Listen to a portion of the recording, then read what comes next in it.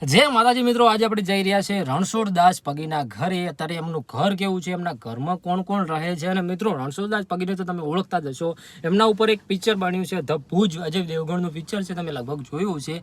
અને પગી તરીકે પોતે ઓળખાય છે। રણછોડદાસ દરબારી હતા અને તેઓએ આપણે જે 1965માં યુદ્ધ થયું હતું ભારત પાકિસ્તાન વચ્ચે, એમાં ઘણી બધી સહાય કરી હતી ઇન્ડિયન આર્મીને। તેમજ 1971માં પણ યુદ્ધ થયું હતું, એમાં પણ તેઓએ બહુ મોટી ભૂમિકા ભજવી હતી અને એમના ઉપર પણ એક પિક્ચર બનેલું છે, તો તમે લગભગ જોયેલું જ હશે। તો વિડીયોમાં છેલ્લે સુધી બન્યા રહેજો, બહુ મજા આવી જશે।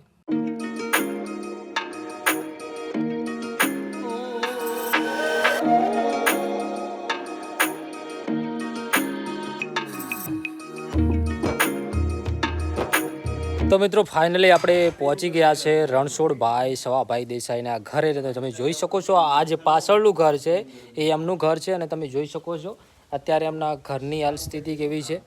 આ જે એમનું ઘર છે, આપણે મળીશું એમના પૌત્ર, તેમના પુત્ર અને એમના જે પુત્ર છે એમને મળીશું, વાત કરીશું આપણે। તો વિડીયો બને તો લાઈક કરી નાખજો, ચેનલને સબસ્ક્રાઈબ કરી નાખજો અને તમને બતાવીશું કે એમને મેડલ મળેલા છે જે ઇન્ડિયન આર્મી તરફથી, એ પણ બતાવીશું। પછી પોતે છે એમના જે પુત્ર છે મહાદેવભાઈ, એ પણ નોકરી કરતા હતા એસઆઈમાં, એ તમે જોઈ શકો છો। કાકા કેમ છે? મજામાં? આ છે એમના પૌત્ર ભરતભાઈ મજામાં?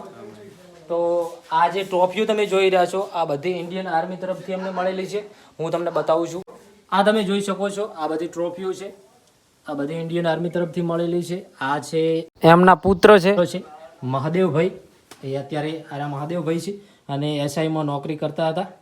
અને બીજા તમે જોઈ શકો છો આ બધા મેડલો છે અને આ જે અમનું જે બકલ કહેવાય જૂના જમાનામાં, એ બકલ છે અને આ મેડલો છે। અને આ જે આપણે કોન્સ્ટેબલ હોય કે હેડ કોન્સ્ટેબલ હોય એમને જે લગાવવાનો જે પટ્ટો આવે છે એ છે। અને એમના ફોટા બતાવીએ, આ જૂની ફોટોગ્રાફી છે એમની, તમે જોઈ શકો છો। આ ફોટો છે, આ રણછોડ કાકાનો છે ને? હા, એમના રણછોડદાસ હતા એમનો ફોટો છે આ, અને આ પણ એમનો ફોટો છે। આ પણ રણછોડદાસ પગી હતા એમનો ફોટો છે। અને મિત્રો એમના ઉપર એક ફિલ્મ બની હતી, ફિલ્મનું નામ શું હતું? Bhuj the pride of India. હા, સંજય દત્તનો જે રોલ હતો એ આપણા દાદાનો હતો, બરોબર। અને તો મિત્રો તમે જોઈ શકો છો એમના ઘરે બીજા ઘણા બધા પણ ફોટા છે। આ ફોટો કોનો છે? આ જે આર્મીમાં રહી સેમ માણેકશાહનો ફોટો છે, તમે જોઈ શકો છો મિત્રો, બંને મિત્ર હતા। અને અહીંયા પણ તમે જોઈ શકો છો જૂના જમાના ફોટોગ્રાફી લગાવેલી છે। મિત્રો આપણા દાદા હતા રણછોડદાસ, એમનો એક પાઠ પણ આવવાનો છે એવી વાત મને મળી હતી, તો કયા ધોરણમાં મૂકવામાં આવ્યો છે એમનો પાઠ? ધોરણ 7 ની અંદર એક માણસનું સૈન્ય નામનો પાઠ ગુજરાતીની અંદર આવેલો છે, બરોબર। એ હવે આવવાનો છે એમ ને? બરોબર।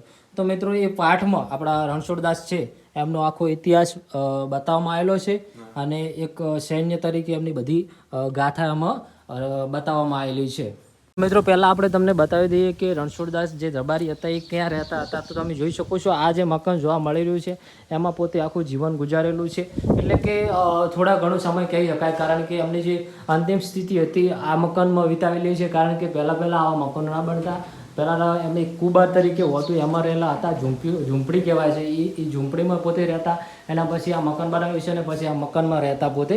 તો તમે જોઈ શકો છો અત્યારે પણ આ મકાન એમને એવું જોવા મળી રહ્યું છે આપણને। તો મિત્રો આ હતા મહાન રણછોડદાસ પગીના પુત્ર પૌત્ર અને એમનું ઘર। તો મિત્રો તમે જોઈ લીધું, મહાન એવું કામ કરીને ગયેલા છે રણછોડદાસ આપણા ઇન્ડિયન આર્મી માટે। મિત્રો આપણે મુલાકાત કરી લીધી, એમના જોડે મળ્યા, એમના જે પૌત્ર છે એમના પુત્ર છે રણછોડદાસના, બધાને આપણે મુલાકાત કરી, એમનું ઘર બતાવ્યું, મેડલ બતાવ્યું અને એમનો નાનો એવો ઇતિહાસ રજૂ કર્યો। તો વિડીયો ગમે જોડે લાઈક કરી, શેર કરી નાખજો, ચેનલ પર પહેલી વખત આવશો સબસ્ક્રાઈબ કરો।